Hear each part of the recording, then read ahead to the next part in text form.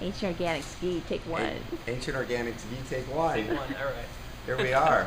All right, hi, this is Jay from JingSlingers, and I'm here with Matteo from Ancient Organics Ghee. And it's actually the super moon right now, and so Matteo has been hard at work making lots of ghee. Now, Matteo, why make ghee on the super moon or the full moon? Well, it's a great question. What you're seeing right behind us is actually, in fact, last night's batch.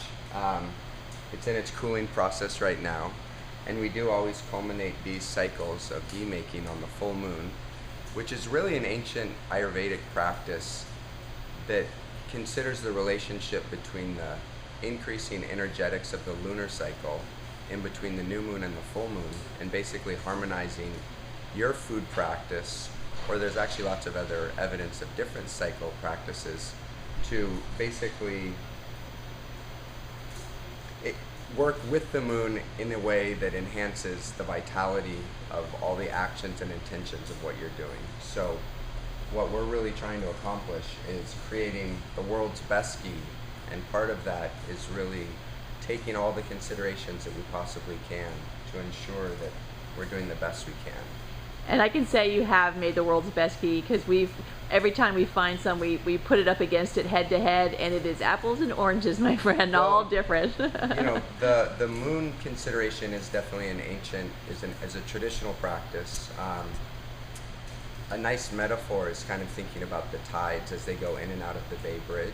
Yeah. And if you're trying to sail to Hawaii and the tide is coming in, you're going to have to just put so much extra energy to combat the forces of nature as they're coming against you.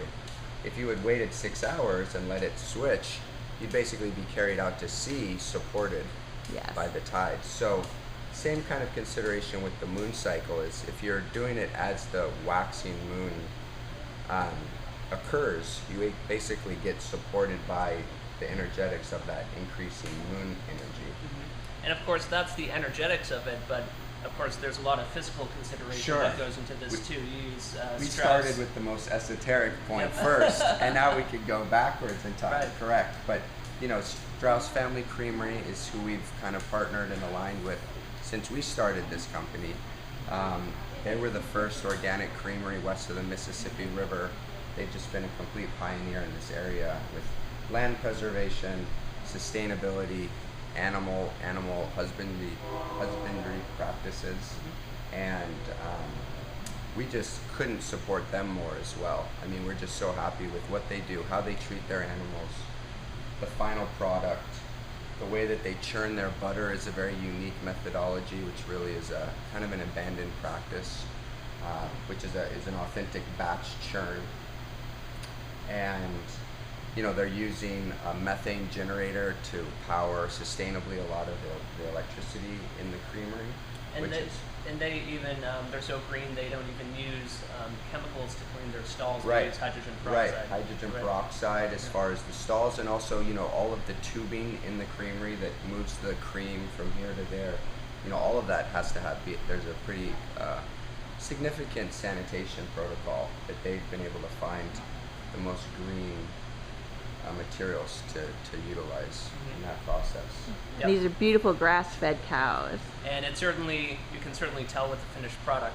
Now, ghee also in Ayurveda is used for detoxification, and is also used to build ojas, or jing, as we say in Chinese.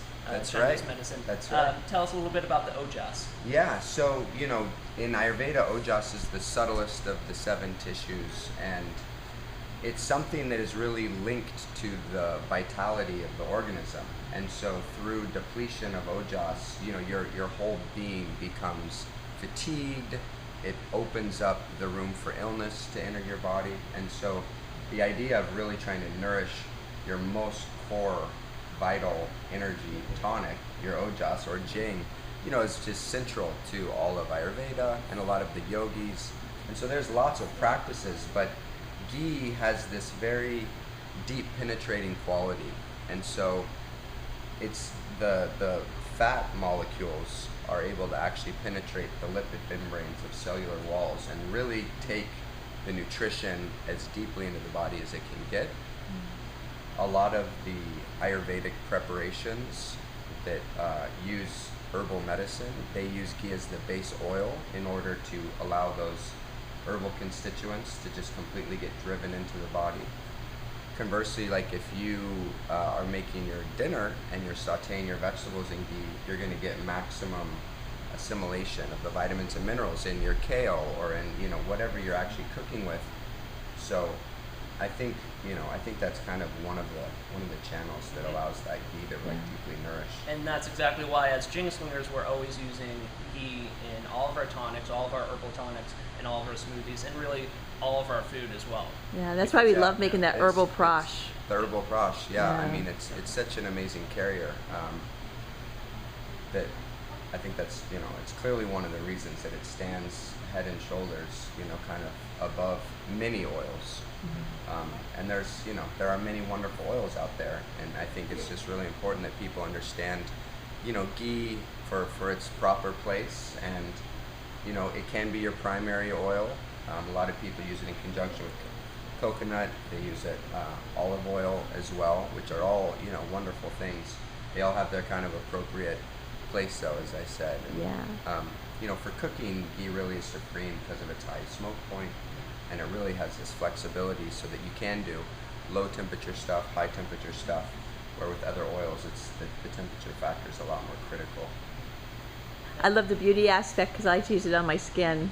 Correct. Yeah, I mean, it's almost like an ancient Indian royalty beauty secret to use ghee. And, you know, the idea is you're oleating internally, but then also if you pair that with a proper hydration on the surface, you know, you get the inner oleation manifesting out and kind of helping pacify dry skin, but then you can also bring it from the external. And they, you know, there's ancient formulas using ghee to make these incredible balms and salves. Yeah, just straight up, we have celebrity clients, red carpet, Oscar kind of celebrity clients that use it on their skin, and these women, it's a secret that is not yet out, but now I guess it is with this video. A lot of our clients, that's exactly what they do.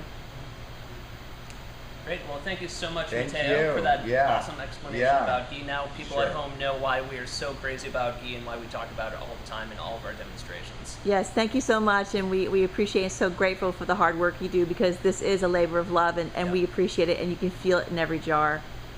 Thank you.